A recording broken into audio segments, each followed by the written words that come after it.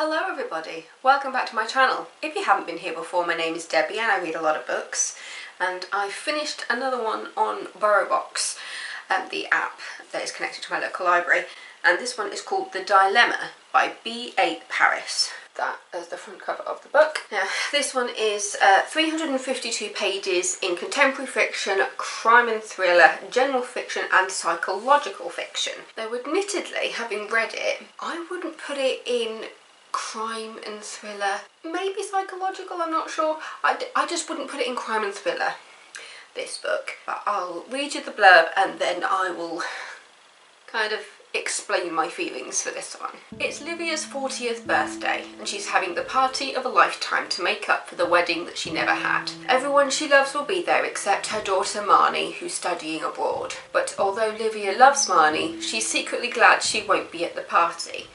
She needs to tell her husband Adam something about their daughter, but she's waiting until the party is over so they can have this last happy time together. Adam wants everything to be perfect for Livia, so he secretly arranged for Marnie to come home and surprise her on her birthday. During the day, he hears some terrible news. He needs to tell Livia because how can the party go on? But Livia's so happy and so excited, and the guests are about to arrive. The dilemma: how far would you go to give someone you love a last few hours of happiness? Yeah, some of the comments I don't completely understand. There's some ones that say, twists our expectation of the entire psychological thriller genre, brilliant, chilling, scary. There's a quote here about suspense fiction, which this definitely has the suspense through it, and the clever, addictive and twisty, a tale of dark secrets with a fabulous twist. I wouldn't say it was that twisty-turny for me. It's put into 3 chapters, so you've got Livia's chapters, who is the mother of the family. You've got Adam's chapters, who is the father, and then you also sometimes hear from Josh, which is the adult son. You never hear from Marnie's point of view. It's all done from the 3 as they are at home.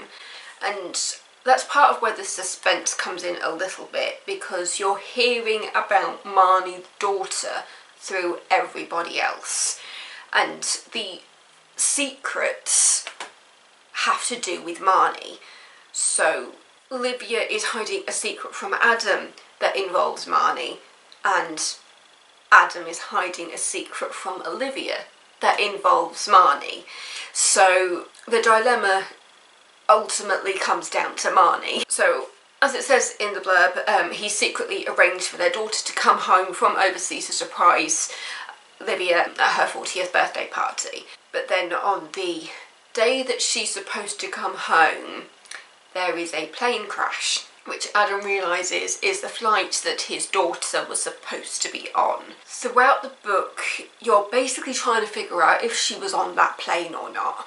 Livia's secret regarding Marnie also involves family and friends. I don't want to say what that secret is at all because it will really spoil it.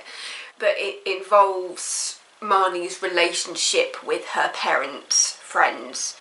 So I think that's what I'm going to say there. I did enjoy this book.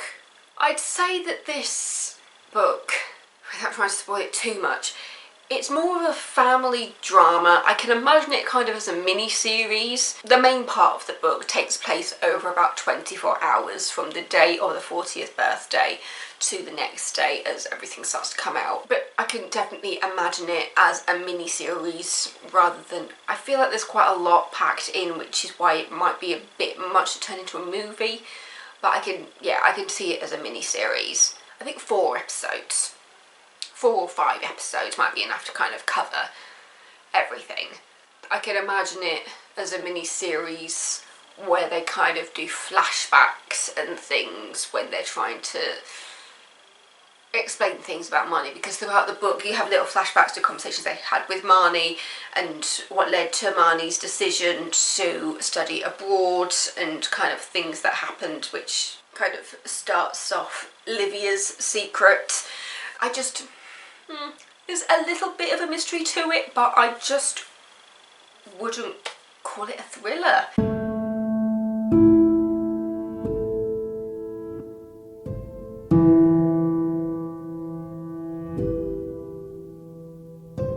think it's more about family, the secrets that they hide from each other, communication between families, and ultimately the fact that these are two people who have been together since they were teenagers.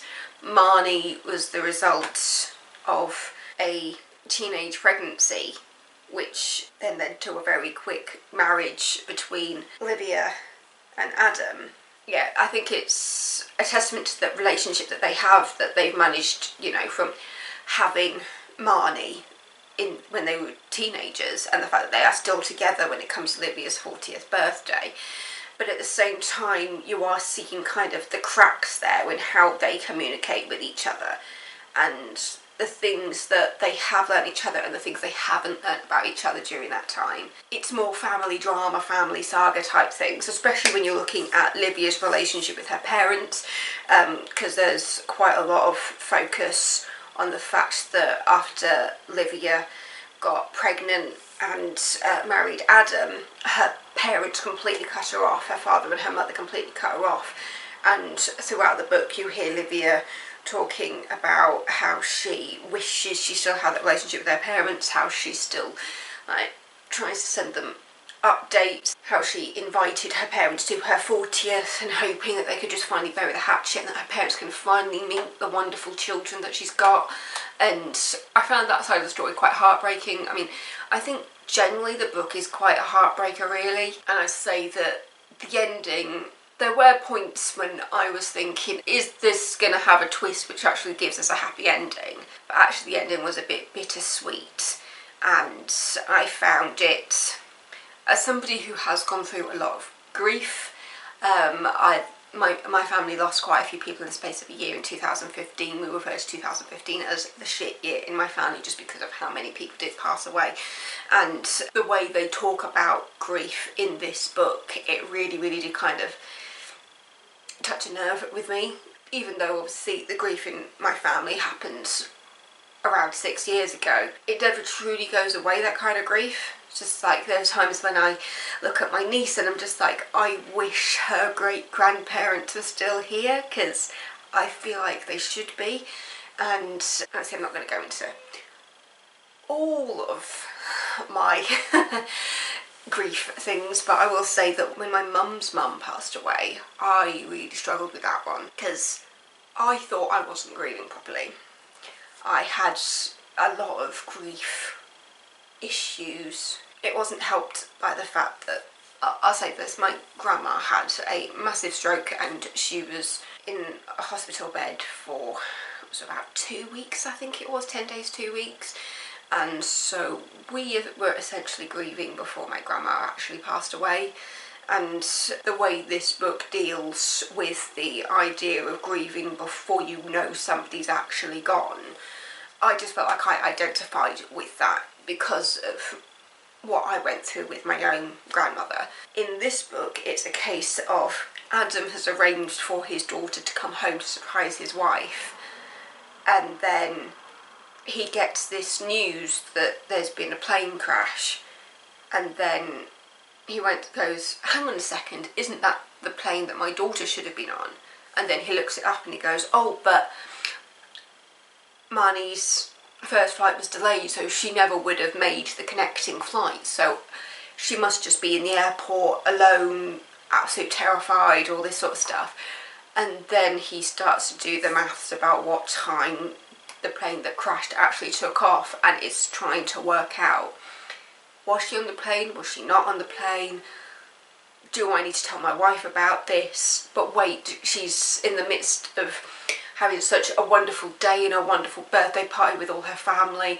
Is it worth me just giving her those few extra hours of just having a night where nothing else matters? Just give her those few hours of being with her friends and her family and enjoying that night, and then we'll have that conversation with her in the morning and we'll figure it out, and we'll fly to Cairo, which is where they think the daughter is. And I mean, I have seen a couple of reviews that say that both of them seem quite selfish in the way they deal with it, but I think it's a sign of how people deal with grief and bad news and how badly they want to keep that image of a perfect family. It's a whole thing of like nobody knows what happens behind closed doors. On the surface, this family seems quite well put together, but then you've got the secret that Livia is hiding for Marnie, and then you've got this secret that Adam is hiding. And in a way, as well as trying to protect his wife and his family from this, what is potentially terrible news, he's also trying to protect himself from it because he doesn't want to believe it. There's a certain chapter where he says that it's almost like if he doesn't think about it, it hasn't actually happened. And surely if his daughter was dead, he'd know, he'd feel it in his bones that he doesn't, so therefore that gives him hope. So in my view, the dilemma is not crime and thriller, it's a book about families and love and communication and how far people will go to protect their family from the secrets that could destroy it. Yeah.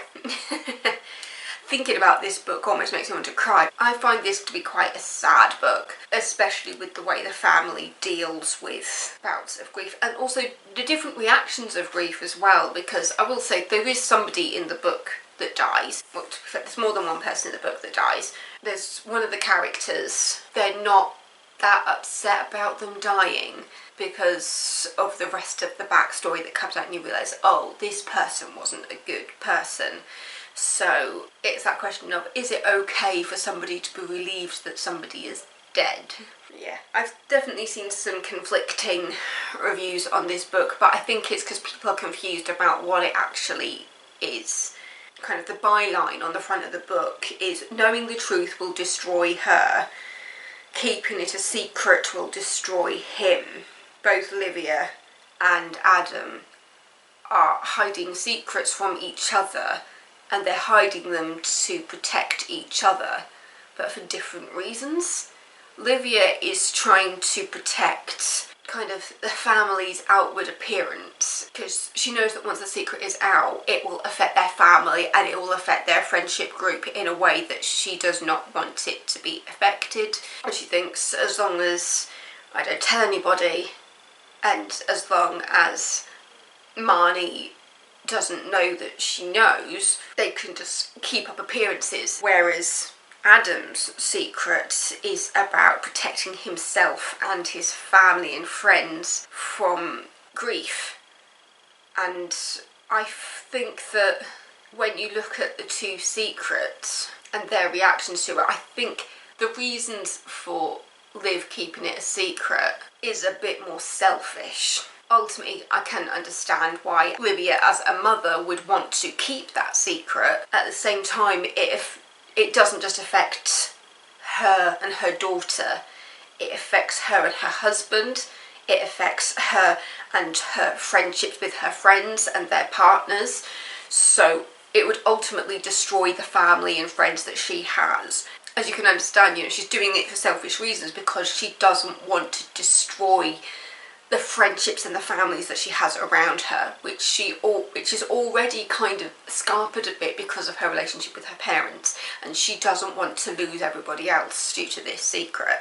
And yet Adam is really just, it starts off with the fact that he doesn't want to admit to himself that this possibly could be true. The point when they finally do talk to each other, when Livia thinks that Adam knows what the secret is because of something she overhears at the party, and she starts talking about said secret, and Adam goes, wait, what are you talking about? And just like, oh, isn't that what the secret that you're talking about? And she's like, no. And then he explains the secret, and then he finally puts together what Liv is saying, and she's just like, wait, I had this secret, but what on earth was Liv talking about? And then he starts to add it up and he's just like, holy shit, this has all gone horribly wrong. There were certain points when I just thought, has it all been taken in wrong? Was she on the plane? Like, is Marnie just took out to walk through the door? And then, is it like the final chapter, the final couple of chapters, which is set like a year on from that night? Yeah, it's just, yeah, I just wouldn't call it crime and thriller. Yeah, I think it's more just a family drama. But yeah, but ultimately, I will say that if you're going in looking for like a murder mystery, crime and thriller type book, that's not what you're going to get from it, despite it being in the crime and thriller section. But if you do like stuff that's a bit more family drama-esque, I think you'd enjoy it. But I do think it's a really, really good book that's just been put in the wrong category for what it is. And it does say its target audience is adult, though there's nothing, I would say there's nothing offensive about it. There's not any particular language, there's not really any sex scenes or anything like that. It's just with the secrets, it's more about grief. Yeah. But yeah, I'd say this was heartbreaking, heartwarming a little bit towards the end when you see the family a year on from the events of that night. But yeah, I definitely could say this was more of a drama than a thriller. But yeah, that's The Dilemma by B.A. Paris. I've started reading another book on here. It's just called Give Me Your Hand by Megan Abbott. There was a book that I did start reading that I took to work, but then when I went to get them ahead, and my mum wanted something to read, but there weren't any magazines, so I gave her the book that was in my bag, and so she had started reading that, and now she's got into it, so I'm letting her read that. So I think that'll give me time to focus on finishing the Discovery of Witches trilogy, and so I'll only have 2 books at a time for now, when normally I'm reading like 3 or 4. Thank you so much for watching. Don't forget to subscribe if you're not already. I have seen a few more people dotted about, so thanks for joining. If there's ever any books that you think I should read, please comment away. I'd love to hear what recommendations people have, because as you can tell, I really, really enjoy reading. I love being able to escape into another world for a few hours while I can hear my niece on FaceTime downstairs. But yeah, so so thank you so much for watching. Have a wonderful day wherever you are.